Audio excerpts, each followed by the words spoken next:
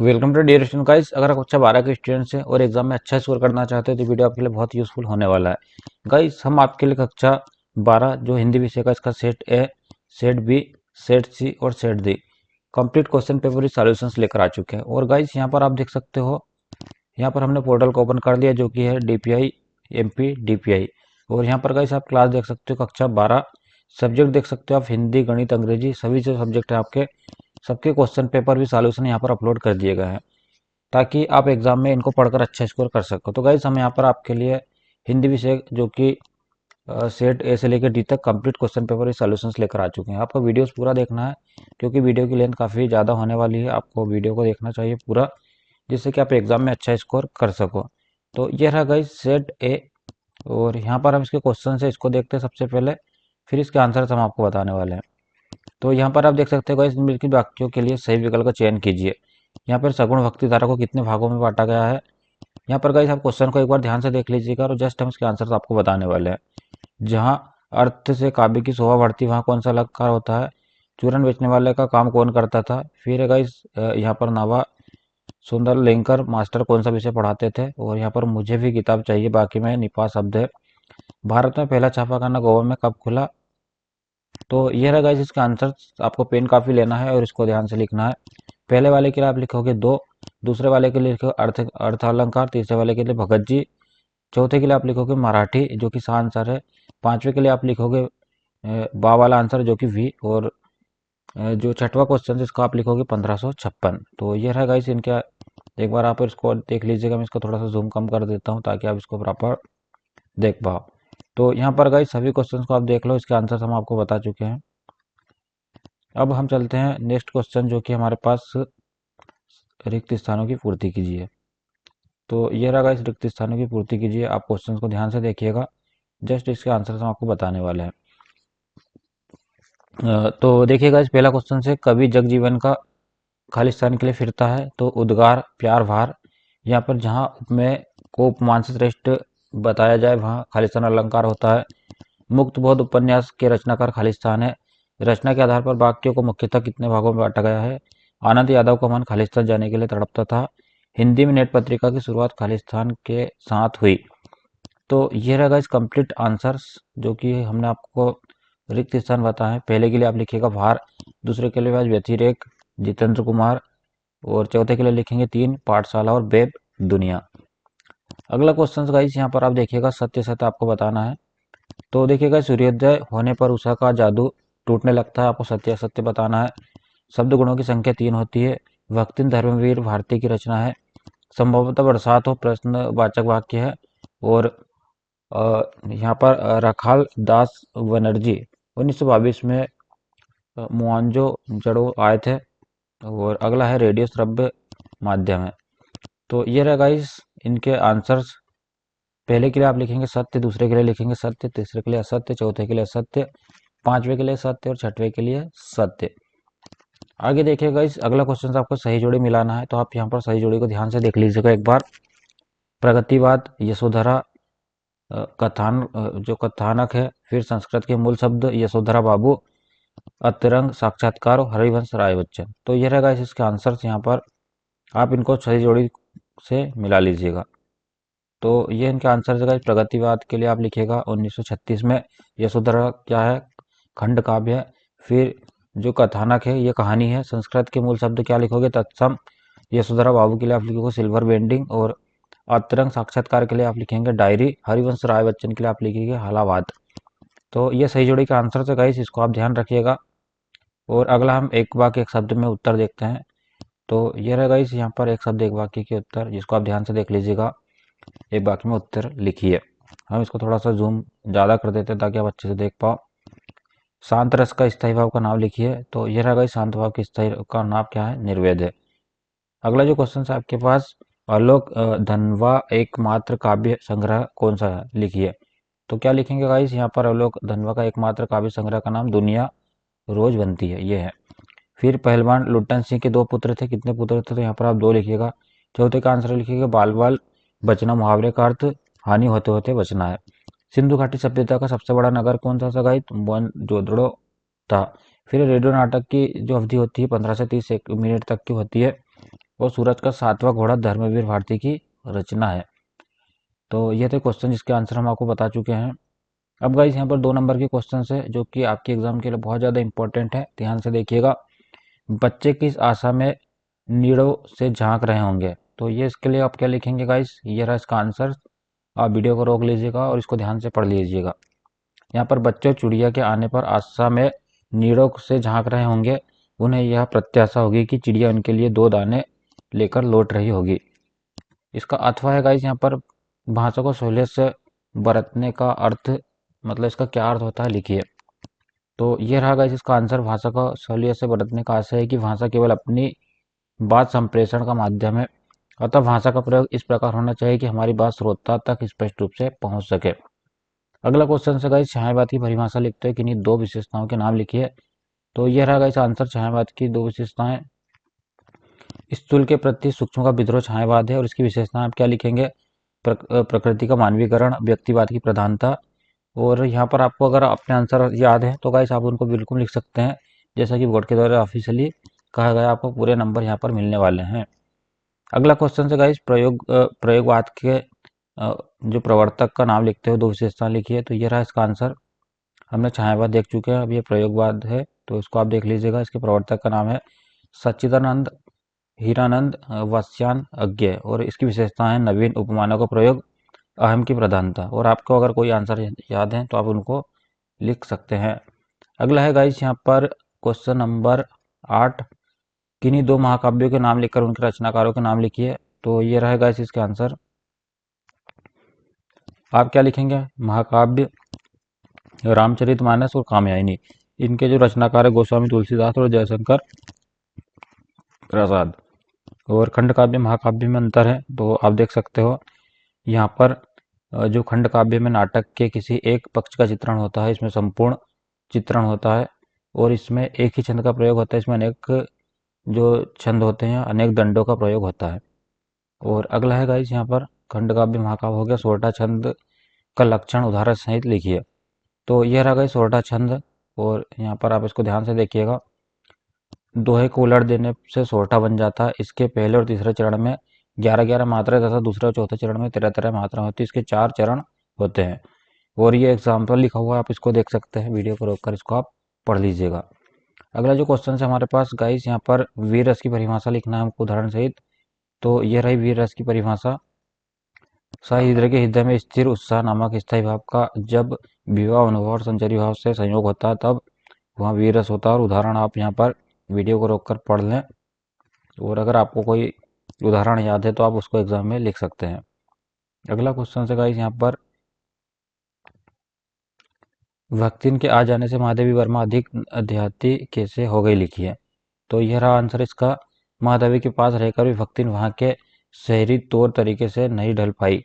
उनका स्वभाव ऐसा था कि वह दूसरों को अपने मन के अनुसार बना लेना चाहती थी। इसी कारण महादेवी भक्तिन के आ जाने से अधिक देहाती हो गई।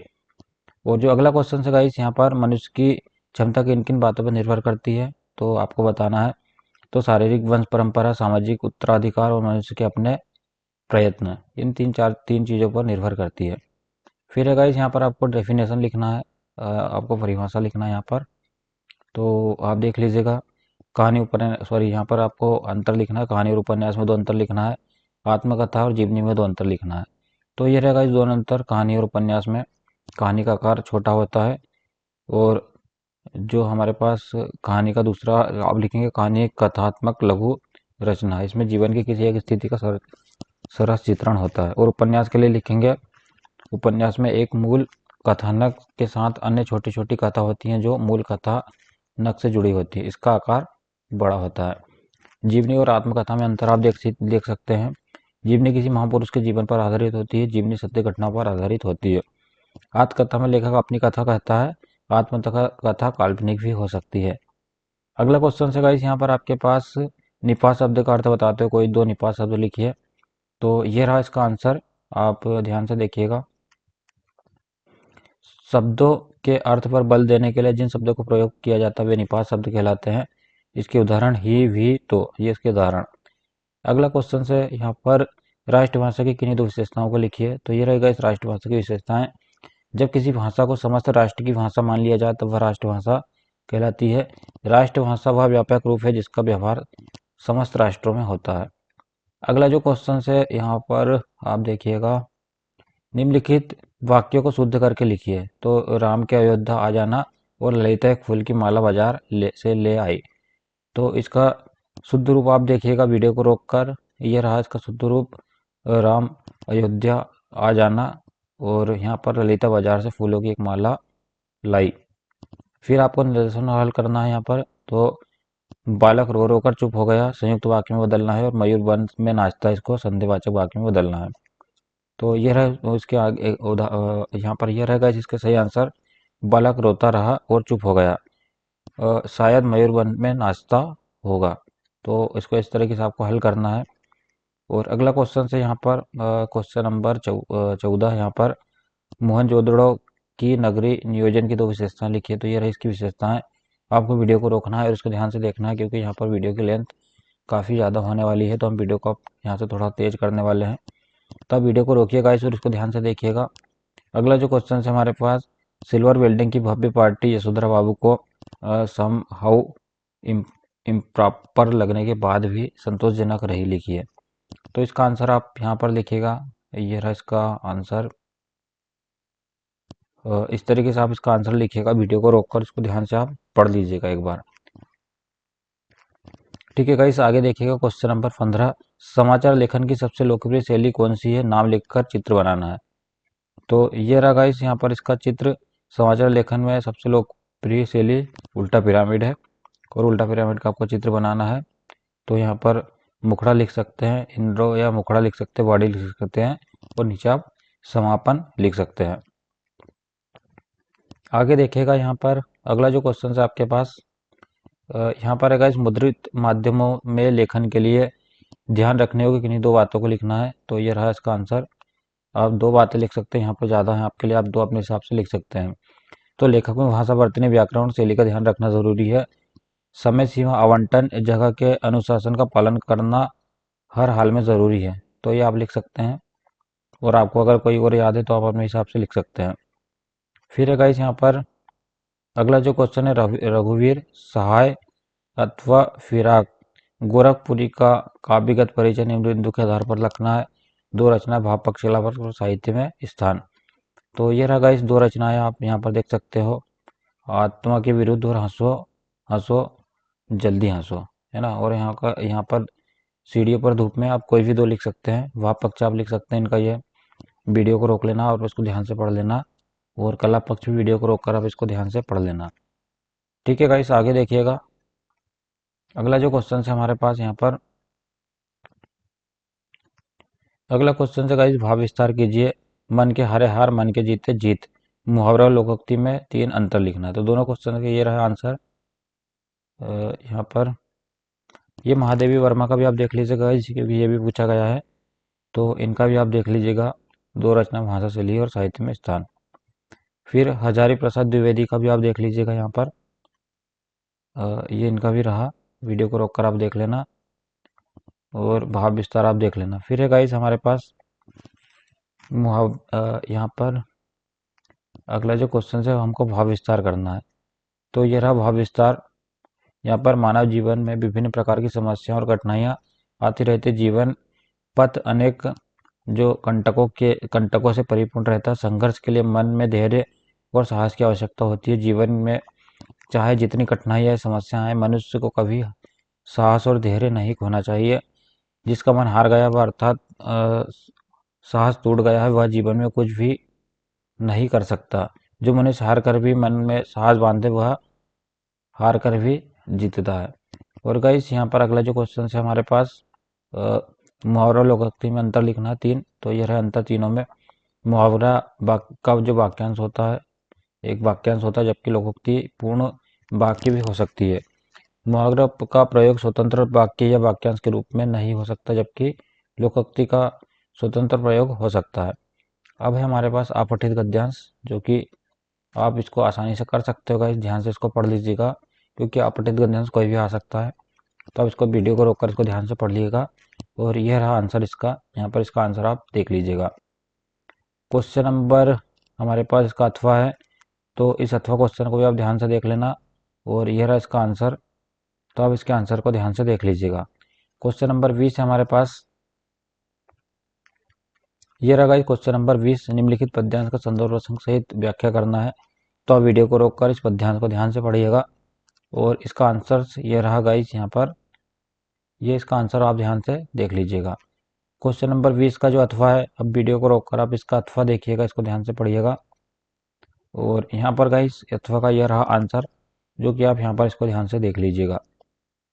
अगला जो क्वेश्चन है हमारे पास क्वेश्चन नंबर 21, यहाँ पे हमें पद्यांश का संदर्भ प्रसंग सही व्याख्या करना है।